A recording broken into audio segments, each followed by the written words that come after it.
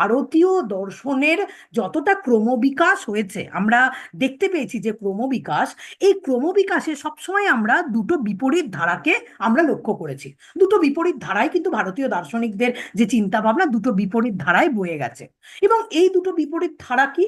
এই দুটো বিপরীত ধারা হচ্ছে, একটা হচ্ছে আস্তিক ধারা বা আস্তিক পন্থী, এবং আরেকটা হচ্ছে নাস্তিক পন্থী। দুটো পন্থা আমরা ভারতীয় দর্শনে দেখতে পেয়েছি।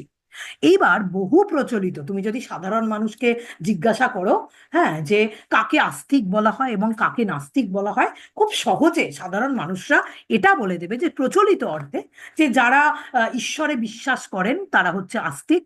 তার মানে তুমি ঈশ্বরে বিশ্বাস করো না, তার মানে তুমি নাস্তিক। বর্তমানে প্রচলিত অর্থে কিন্তু যারা ঈশ্বরকে বিশ্বাস করেন তাদেরকে আস্তিক বলা হয়, এবং যারা ঈশ্বরকে বিশ্বাস করেন না তাদেরকে নাস্তিক বলা হয়, তথাকথিত প্রচলিত অর্থে। কিন্তু আমাদের দর্শনে কি বলা হচ্ছে?